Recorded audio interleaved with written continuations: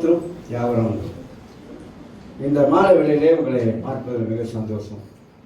கர்த்தர் உங்களை எல்லாரையும் ஆசீர்வதிப்பாராக. நீலாய் சபையிலிருந்து நம்முடைய நடுவர் மனைவி அவர் கூட நண்பர்கள் வந்திருக்கிறாங்க. அதோடு கூட இந்தியா சகோதரர் நம்ம மத்தியில் இந்தியாவிலேருந்து இங்கே வந்து வேலை செய்கிறாரு. அவர் மத்தியில் இருக்கிற சந்தோஷம்.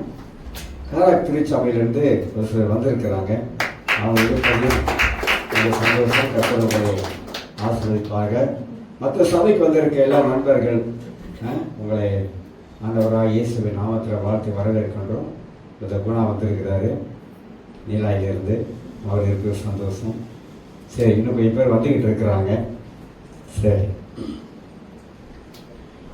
இந்த கிறிஸ்துமஸ் பண்டிகை ஒரு முக்கியமான ஒரு பண்டிகை. நமக்கு கிறிஸ்தவத்திலே நிறைய பண்டிகை உண்டு. ஈஸ்டர் பண்டிகை உண்டு, குட் ஃப்ரைடே பண்டிகை இப்படி உண்டு, பல பண்டிகை இருந்தாலும் இந்த இயேசுடைய பிறப்பு வந்து மிக மிக நமக்கு ஒரு முக்கியமானது என்பதை குறித்து நம்ம எல்லாரும் நாம் அறிந்து கொள்ள வேண்டும். இன்னைக்கு ஜாய்ஃபுல் என்ற தலைப்பில் கருப்பொருளில் உங்களுக்கு சுருக்கமான ஒரு செய்தி கொடுக்கலாம் என்று எண்ணுகிறேன்.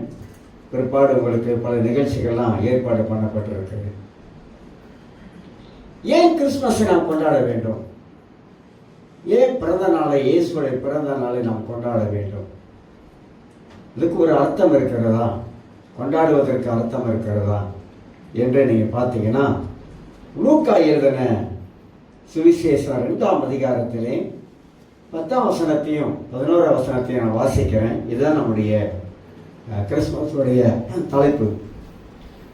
தேவதூதன் அவர்களை நோக்கி பயப்படாதிருங்கள் சொல்லிட்டு, இதோ எல்லா ஜனத்துக்கும் மிகுந்த சந்தோஷத்தை உண்டாக்கும் நற்செய்தியை உங்களுக்கு அறிவிக்கிறேன். 11ஆம் வசனம், இன்று கர்த்தராகிய கிறிஸ்து என்னும் இரட்சகர் உங்களுக்கு தாவீதின் ஊரிலே பிறந்திருக்கிறார் என்று வாசிக்கிறோம். இந்த வசனத்தை 2 வசனங்களை வாசிக்கும் பொழுது தேவதூதன் வானத்திலிருந்து ஒரு தூதன் இறங்கி வருகிறான். அவன் வந்து ஒரு செய்தியை கொண்டு வருகிறான். அந்த செய்தி நற்செய்தி. யாருக்கு நற்செய்தினா, உலகத்தில் வாழுகிற மக்களுக்கு ஒரு நற்செய்தி. அந்த நற்செய்தி என்ன அப்படின்னு கேட்டா, அதாவது எல்லா ஜனத்துக்கும் மிகுந்த சந்தோஷத்தை உண்டாக்குற ஒரு நற்செய்தி. அப்ப ஒரு மனிதனுக்கு சந்தோஷத்தை கொடுக்கிறது எது? ஒரு நற்செய்தி தான் சந்தோஷத்தை கொண்டு வரும், நல்ல செய்திகள். அப்ப உங்களுக்கு எனக்கு ஆண்டவர் ஒரு நல்ல செய்தியை இந்த உலகத்துல அனுப்பினார். நல்ல செய்தி அனுப்பினார். அந்த நல்ல செய்தி தான் ஆண்டவராக இயேசு கிறிஸ்து உலகத்துல பிறக்குது. அவருடைய பிறப்பை குறித்து நல்ல செய்தி. பிறப்புல என்னங்க நல்ல செய்தி இருக்குது? இயேசு உலகத்துல பிறந்தாரு. எல்லா மனிதனும் பிறக்கிறது போலதான் அந்த உலகத்துல அவரும் பிறந்திருக்காரு அப்படின்னு சில வேலை நம்ம நினைக்கலாம். எல்லாருடைய பிறப்பு வேற. எல்லாருடைய பிறப்பு தாயின் பிறப்பு, அப்படிதாங்க. ஆனா இயேசுடைய பிறப்பு அதிசயமான பிறப்பு, ஆச்சரியமான ஒரு பிறப்பு. அந்த பிறப்பு பரிசுத்த ஆவியானவராலே இயேசு கிறிஸ்து மரியாள் வயிற்றில் கர்ப்பவதியாகி, மரியாள் கல்யாணம் பண்ணல, கல்யாணம் பண்ணாமல் மரியாள் கர்ப்பவதி ஆயிட்டாங்க. தூதன் சொல்லுகிறான், மரியாளே நீ ஆசீர்வதிக்கப்பட்டவர், பெண்களுக்குள் நீ ஆசீர்வதிக்கப்பட்டவர், கர்த்தராகிய இயேசு கிறிஸ்துவுக்குள் நீ ஆசீர்வதிக்கப்பட்டவர் அப்படி சொல்லிட்டு, ஏன்னா உன் வயிற்றில பிறக்க போகிறது உலக ரட்சகர். உலக ரட்சகர்னாக்கா உலகத்தின் பாவத்தை சுமந்து தீர்க்கிற ரட்சகர் உன் மூலமாக இந்த உலகத்திலே பிறக்க போகிறார். ஏசியா தீர்க்கதரிசி புஸ்தகத்திலே சில வசனத்தை நம்மளுக்கு காட்டினாதான் நமக்கு சில காரியங்கள் நமக்கு விளங்குவதற்கு உதவியாய் காணப்படும். ஏசியா தீர்க்கதரிசி புஸ்தகத்திலே 9ஆம் அதிகாரத்திலே 7ஆம் வசனத்தை நான் உங்களுக்கு வாசித்து காட்டுகிறேன். 6ஆம் வசனத்துல, நமக்கு ஒரு பாலகன் பிறந்தார், நமக்கு ஒரு குமாரன் கொடுக்கப்பட்டார், கர்த்தத்துவம் அவர் தோளின் மேல் இருக்கும். அவர் நாமம் அதிசயமானவர், ஆலோசனை கர்த்தா, வல்லமை உள்ள தேவன், நித்திய பிதா, சமாதான பிரபு எனப்படும். இந்த வார்த்தை 700 ஆண்டுகளுக்கு முன்பதாக ஏசாயா தீர்க்கதரிசி என்பவருடைய வாழ்க்கையிலே ஆண்டவர் வெளிப்படுத்தினார். இது இப்ப நடந்ததில்லை. 700 ஆண்டுகளுக்கு ஏசாயா தீர்க்கதரிசி, அவர் தீர்க்கதரிசி. அவன் வரக்கூடிய காரியங்களை பார்த்து சொல்லக்கூடிய தீர்க்கதரிசி. அப்பனா ஆண்டவர் இந்த உலகத்தில் பிறப்பாரு என்பதை இந்த ஏசாயா தீர்க்கதரிசி 700 ஆண்டுகளுக்கு முன்பதாகவே அவன் பார்த்துட்டான். அதனால அவன் சொல்லுகிறான், எப்படி சொல்லுகிறான்? நமக்கு ஒரு பாலகன் பிறக்க போகிறார். இந்த உலகத்திலே ஒரு பாலகன் பிறக்க போகிறார். இந்த பிறப்புல ஒரு அதிசயம் இருக்கிறது. அவர் பிறந்த உடனே மனித வாழ்க்கையிலே பெரிய மாற்றங்களை உண்டு பண்ண போகிறார். நம்ம பிறந்த நாளை கொண்டாடுகிறோம். ஆனா இயேசு வாழ்க்கையில பிறக்கணும். உங்க வாழ்க்கையிலையும் என் வாழ்க்கையில இயேசு பிறந்திருக்கிறார். ஒரு மனிதன் ஆண்டவராக இயேசு கிறிஸ்துவை ஏன் ஏற்றுக்கொள்ளுகிறான்? ஒரு மனிதன் ஏன் ஆண்டவராக இயேசு கிறிஸ்துவ தெய்வமாக ஏன் வழிபடுகிறான்? ஏன் ஒரு மனிதன் ஆண்டவராக இயேசுடைய வழியை பின்பற்றுகிறான்? நான் எப்போதும் சொல்லுவேன், கிறிஸ்தவம் என்பது மதம் கிடையாது. கிறிஸ்தவம் என்பது மார்க்கம், ஒரு வழி. அந்த வழி நேர்மையான வழி, அந்த வழி பரிசுத்தமான வழி. அந்த வழி எப்படிப்பட்ட மனிதனையும் மாற்றி அமைக்கக்கூடிய வழிதான் இயேசு என்ற இரட்சகர் உலகத்தில் பிறந்தார். மதம் கிடையாது. மதம் மனிதனால் உண்டானது, இது மார்க்கம். அப்ப அந்த ஆண்டவராக இரட்சகர் நம்முடைய வாழ்க்கையில வருவதற்கு நாங்க என்ன செய்யணும்? என் வாழ்க்கையில இயேசு வர்றதுக்கு என்ன செய்யணும்? ஏதாவது செய்யணுமா? பணம் கட்டணுமா? ஏதாவது ஈடு செய்யணுமா? ஒண்ணு செய்யணும். ஒண்ணுமே செய்யணும். என்ன செய்யணும்? நம்மளை இருதயத்தை திறந்து இயேசுவே என் வாழ்க்கையில வாங்கன்னு சொன்னாலே போதுமானது. ஏன் நம்ம இப்படி கூப்பிட வேண்டும்? ஏன்னா இயேசு வருத்தப்பட்டு வர சுமக்கிறவர்களே எல்லோரும் என்னிடத்தில் வாருங்கள், நான் உங்களுக்கு உங்கள் வாழ்க்கைக்கு இளைப்பாறுதல் தருவேன். இளைப்பாறுதல்னாக்கா ஒரு நல்ல ஒரு அமைதியான ஒரு வாழ்க்கை. கிறிஸ்தவ வாழ்க்கை அமைதியான வாழ்க்கை, கிறிஸ்தவ வாழ்க்கை சமாதானமான வாழ்க்கை, கிறிஸ்தவ வாழ்க்கை சந்தோஷமான வாழ்க்கை, கிறிஸ்தவ வாழ்க்கை விடுதலையான ஒரு வாழ்க்கை, கிறிஸ்தவ வாழ்க்கை பாவங்கள் மன்னிக்கப்பட்ட வாழ்க்கை, கிறிஸ்தவ வாழ்க்கை சாபங்கள் நீங்கி போன ஒரு வாழ்க்கை. அப்ப அந்த ஆண்டவராக இயேசு என் வாழ்க்கையில பிறந்ததுனால இந்த உலகத்துல நான் ஒரு மனிதனாக நான் வாழ ஆரம்பிக்கிறேன். இயேசுவின் பிறப்பு நம்முடைய பாவத்துக்கு ஒரு சாவு மணி. அப்படின்னா இயேசு வாழ்க்கையில வந்ததுனால என் பாவத்துக்கு சாவு மணினா, இது நாள் வரைக்கும் அநியாயமா அக்கிரமம் பாவத்திலே வாழ்ந்த என்னை அதிலிருந்து இயேசு என் வாழ்க்கையில விடுதலை ஆக்கிட்டாரு. கிறிஸ்தவர்கள் என்று சொல்லும் போது பலருக்கு பல விதங்கள் தோன்றலாம், பல எண்ணங்கள் தோன்றலாம். ஒரு கிறிஸ்தவர்கள் இப்படி இருக்காங்களே, ஒரு கிறிஸ்தவர்கள் இப்படி இருக்காங்களே சொல்லிட்டு. இப்ப நம்ம சத்தியம் பைபிள் நம்ம வாழ்க்கையில பல காரியங்களை கற்றுக் கொடுக்குது, பல காரியங்களை போதிக்குது. அப்ப நாம் எல்லாருமாக இயேசுவை சொந்த தெய்வமா இரட்சகராக ஏற்றுக்கொண்டதுனால நாம் வாழ்க்கையில எல்லா விதத்திலும் நாம விடுதலையோடு இந்த உலகத்துல வாழ ஆரம்பிக்கிறோம். ஆசீர்வாதமான ஒரு வாழ்க்கையை இயேசு நமக்கு வைத்து விட்டு போனார்.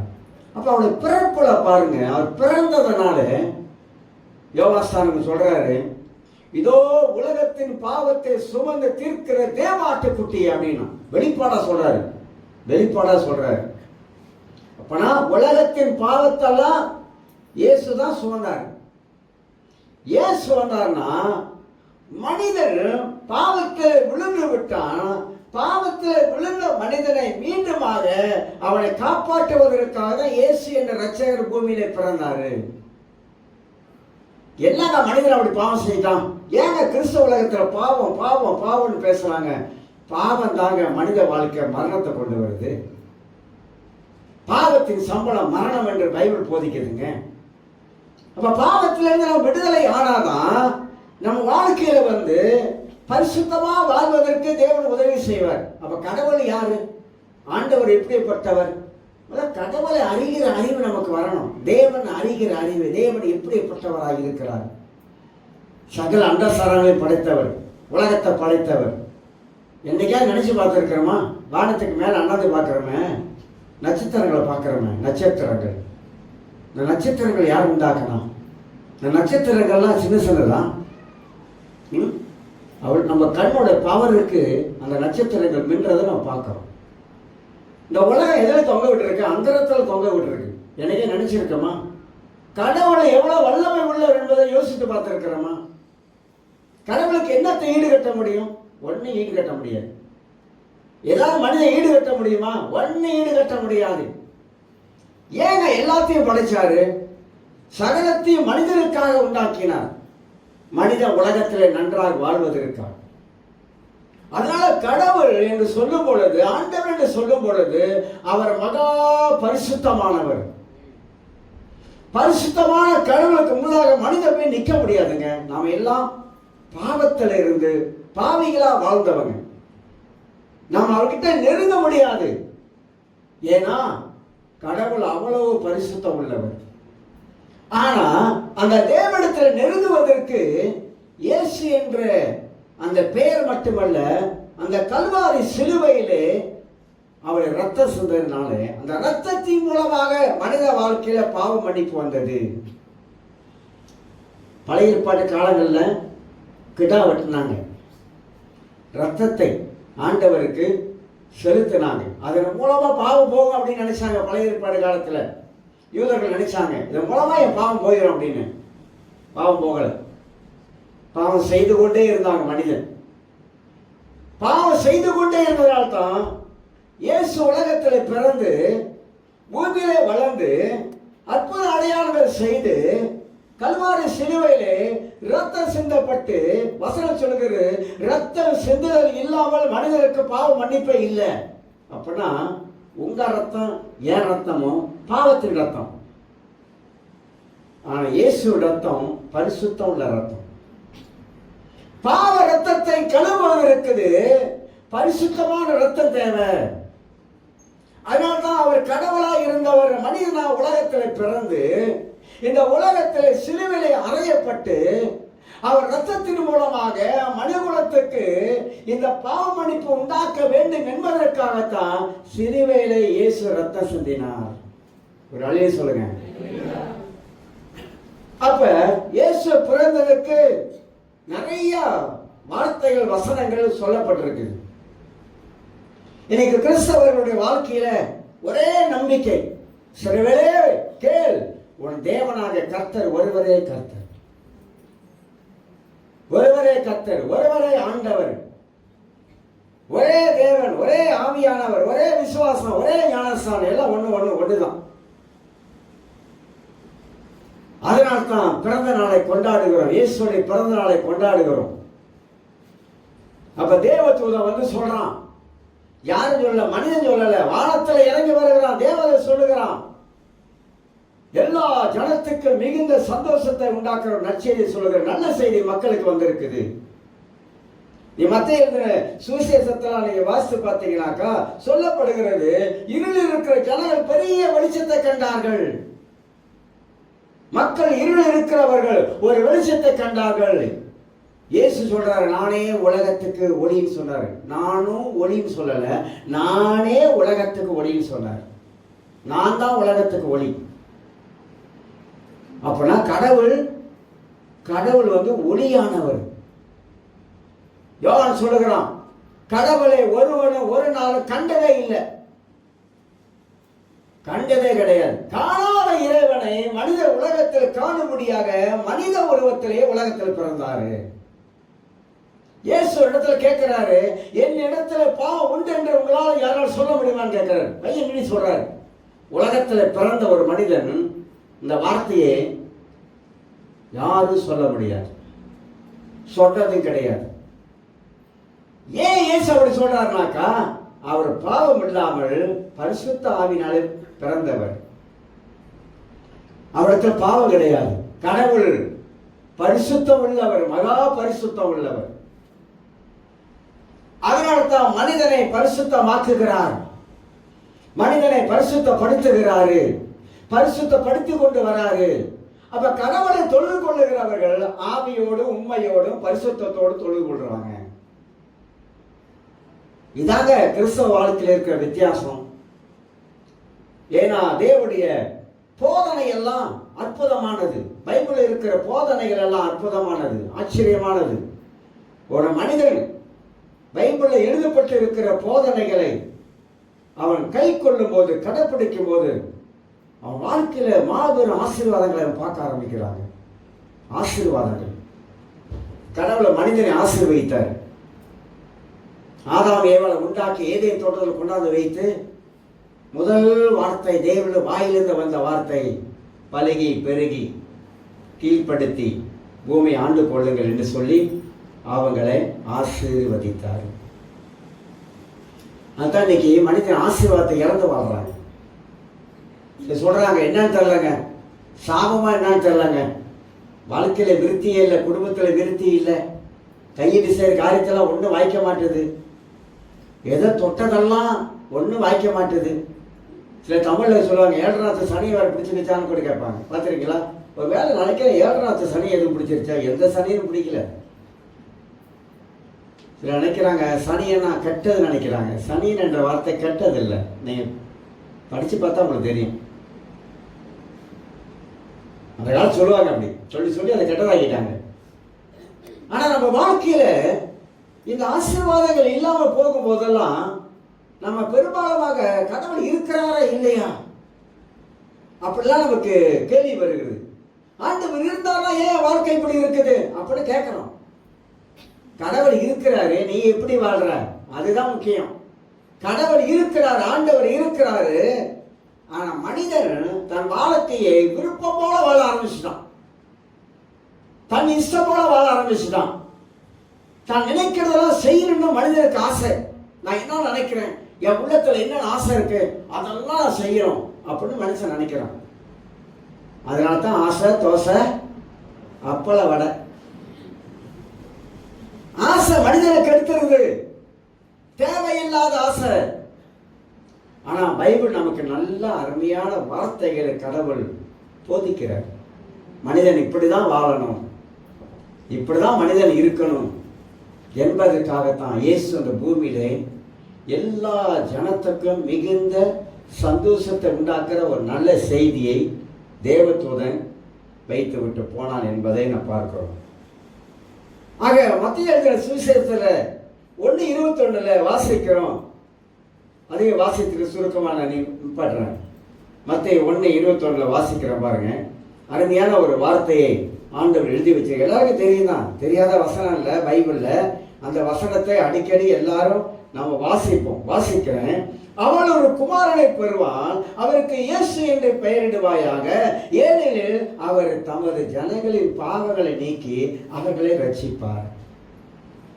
இப்ப சொல்லுங்க, பிறந்ததற்கு இயேசு பிறந்தார். ஏன் பிறந்தார்னா ஒரு நோக்கம் இருக்கு. கடவுள் மனிதனா உலகத்தில் பிறந்தார்னா ஒரு நோக்கம் இருக்கு. அதனால்தான் வசனம் சொல்லுகிறது, அவள் ஒரு குமாரனை பெறுவாள், அவருக்கு இயேசு என்று பெயரிடுங்க. மனுஷன் பெயர் வைக்கிற தேவதூதன் சொல்றான், இவருக்கு இயேசு என்று பெயர் விடுங்க. இயேசு என்னங்க? ரட்சகர். ரட்சகர் என்னங்க? விடுவிக்கிறவர். ரட்சகர் என்ற பொருளுக்கு விடுதலை ஆக்குறவர். அப்ப எதுல இருந்தாங்க மனுஷ வாழ்க்கையில விடுதலை ஆகணும்? எதுல இருந்து விடுதலை ஆகணும்? நம்ம யோசிக்கணும், எதுல இருந்து விடுதலை ஆகணும்? பாவத்தில் விடுதலை ஆகணும், சாபத்தில் விடுதலை ஆகணும், எல்லா காரியத்திலும் மனிதன் விடுதலையாக வேண்டும் என்பதற்காகத்தான் இந்த ரட்சகர் பூமியில பிறந்தார். அப்ப வசனம் சொல்லுகிறது, அதாவது ஏனெனில் அவர் தமது ஜனங்களின் பாவங்களை நீக்க, பாவத்தை நீக்கினா பரிசுத்தம் வந்து கொள்ளுங்க. பாவம் இருக்கிற இடத்துல பரிசுத்தம் இருக்க முடியாது. பாவமும் பரிசுத்தமும் ரெண்டு கலந்து இருக்க முடியாது ஒரு மனுஷனுக்குள்ள. நல்லா அறிஞ்சுக்கொள்ளணும்.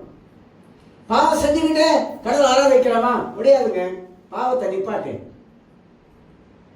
அதான் வசனம் சொல்லுகிறது. அவ பாவத்தை நீக்கினா நமக்குள்ளாக பரிசுத்தம் வரும். பாவத்தை நீக்கினா நம் மனதுக்குள்ளாக நல்ல எண்ணங்கள் உண்டாகும். ஏன் மனதிற்கு கெட்ட எண்ணம் வருது, கெட்ட சிந்தை வருது? எதனால வருது? இந்த பாவத்தோட வேறு இருக்கிறதுனால. அப்ப கிறிஸ்துவின் பிறப்பு நாம் வாழ்க்கையில உயிர்ப்பித்தார். பிறப்பினாலே மனிதனை ஆண்டவராக இயேசு கிறிஸ்து உயிர்ப்பித்தார், நம்மளை காப்பாற்றினாரு, நமக்கு நன்மையை செஞ்சார், ஆசீர்வாதத்தை நமக்கு ஆண்டவர் கொடுத்தார். அதனால்தான் நாம் சொல்லுகிறோம், அவருக்கு பல பெயர் உண்டு. நான் வாசித்தேன், சமாதான பிரபு, வல்லமை உள்ள தேவன், அதிசயமானவர், ஆலோசனை கர்த்தர், இப்படியெல்லாம் நிறைய பேர் உண்டு. உலகத்துல மனிதன் ஆலோசனை கொடுக்கிறாங்க. சில வேலை சரியா இருக்க, சில வேலை தவறா போயிடும். ஆனா பைபிள்ல ஆலோசனை, கடவுளுடைய ஆலோசனை கொட்டி கிடக்கு. ஒரு மனிதன் வேதத்தை சரியா வாசித்தா கடவுளுடைய ஆலோசனை பெற்று உலகத்துல நல்லா வாழ முடியும். ஒரு வல்லமை உள்ள தேவன் அப்படின்னாக்கா அவருக்கு மிஞ்சின வல்லமை உலகத்துல ஒண்ணுமே இல்லை. அதான் இயேசு உலகத்தில் இருந்த பொழுது மரித்தவர் எழுப்பினார். 3 பேர்த்த எழுப்பினார், நிறைய பேர் எழுப்பல. அவர் எழுப்ப முடியும். எல்லாத்தையும் எழுப்பினாக்கா அப்புறம் மனுஷன் சாவறது கேட்பார். அதனால நான் உண்மையான மெய்யான தெய்வம் என்பதை காட்டுவதற்காக இயேசு 3 பேர்த்த உயிரோடு எழுப்பி காட்டினார். இயேசு செய்த அற்புதங்களை பைபிளை வாசித்து பாருங்க. அப்ப அந்த ரட்சகர் இந்த உலகத்தில் பிறந்தது ஒரு சந்தோஷம், மகிழ்ச்சி. ஏன்னா சமாதானம் இல்லாதவங்களுக்கு இயேசு வாழ்க்கையில வந்ததுனால, நீங்க பாருங்க, சபையில யாராவது ஒருத்தர் கேட்டோமா, நல்ல வாழ்க்கை ஆண்டவர் எனக்கு கொடுத்தாருங்க. பின்னால் திரும்பி பார்க்க வாழ்க்கையை பார்த்தா எப்பயோ நான் போயிருக்கணும், சுடுகாட்டில் புல்லு முளைச்சிருக்கும், கர்த்தர் தான் என்னை காப்பாற்றினாரு, ஆண்டவர் தான் என்னை விடுதலையாக்கினாரு, ஆண்டவர் தான் என் பாவத்தை மன்னிச்சாரு, இன்னைக்கு நான் இப்படி வாழ்றதுக்கு இயேசு தான் மெய்யான தேவன் என்பதை நான் அறிந்து கொண்டேன் அப்படின்னு எல்லாரும் சொல்லுவாங்க. எல்லாம் என்ன முதல் கொண்டு எல்லாரும் சொல்லுவாங்க. அப்போ அந்த பிறந்த நாளை கொண்டாடும் போது நமக்குள்ள என்ன இருக்கணும்? ஒரு சந்தோஷம் இருக்கணும், ஒரு மகிழ்ச்சி இருக்கணும். இயேசு பிறந்தாரு அப்படின்ற ஒரு மகிழ்ச்சி இருக்கணும். எல்லா பிறந்த நாளை கொண்டாடுறாங்க தான். உலகத்தில் மனிதன் பிறந்தவங்க எல்லாரும் கேட்க வெட்டி, இன்னைக்கு எனக்கு 60வது வயசுன்னு ஒரு பிறந்த நாளை ஒரு கேட்க வெட்டுறாங்க, அப்படிதாங்க. ஆனால் இயேசு பிறந்தார் மனிதனை வாழ வைக்க. இயேசு பிறந்தாரு மனிதனை காப்பாற்றுவதற்காக. இயேசு பிறந்தாரு மனிதனை விடுதலையாக்குவதற்காக. ஆனா கிறிஸ்துமஸ் ஜாய்ஃபுல் கிறிஸ்துமஸ், மகிழ்ச்சியான கிறிஸ்துமஸ், சந்தோஷமான கிறிஸ்துமஸ், விடுதலையான கிறிஸ்துமஸ், இருள் நீங்கி போன கிறிஸ்துமஸ் என்று சொல்லி நாம அந்த கிறிஸ்துமஸை நம்ம கொண்டாட ஆரம்பிக்கணும். ஆக இந்த வார்த்தையின் மூலமாக தேவன் உங்களை ஆசீர்வதிப்பாராக. கடவுள் கடவுளாகவே இருக்கிறார். அவர் இருக்கிறவராகவே இருக்கிறார். அவர் மீண்டுமாக உலகத்துக்கு வரப்போகிறார். இயேசு மீண்டுமாக வரப்போகிறார். கிறிஸ்தவர்களுக்கு தெரியும், இயேசு மீண்டுமாக வரப்போகிறார். உலகம் ஒரு நாள் அழிய போகிறது. கொஞ்ச காலம் இந்த உலகம் பலவிதமான காரியத்தில் அழிய போகிறது. அதனால தான் கிறிஸ்தவர்கள் இந்த பிறந்த நாளை கொண்டாடும் பொழுது நான் வாழ்க்கையில ஆண்டவரை நினைச்சு பார்க்கிறோம், நம்மளை காப்பாற்றின தேவனை நினைச்சு பார்க்கிறோம், நான் வாழ்க்கையில நன்மை செய்த தேவனை நினைச்சு பார்க்கிறோம். அவருக்கு நாம் நன்றி சொல்ல ஆரம்பிக்கும். எல்லாரும் அப்படியே கண்கள் மூடி ஜெபிக்கும். நல்ல பிதாவே, இந்த நல்ல மாலை வேலைக்காக நன்றி செலுத்துகிறோம். இந்த கிறிஸ்துமஸ் ஆண்டவரை சந்தோஷமான கிறிஸ்துமஸ், உன் நாமத்தை உயர்த்துகிற கிறிஸ்துமஸ், உன் நாமத்தை சாட்சியாக சொல்லுகிற கிறிஸ்துமஸ். கூடி வந்திருக்கிற எல்லாரையும் கர்த்தர் ஆசீர்வதிங்க. தொடர்ந்து நடக்கவிருக்கிற நிகழ்ச்சி ஆசீர்வதிங்க. பேசப்பட்ட வார்த்தை எல்லாம் மனதில் பதியட்டும். இயேசுவே ஆண்டவர் என்று அறிக்கை செய்யட்டும். ஆண்டவர் ஆசீர்வதிங்க, நிகழ்ச்சி ஆசீர்வதிங்க. இயேசுவே நாமத்தில் ஜெபிக்கிற பிதாவே, ஆமென்.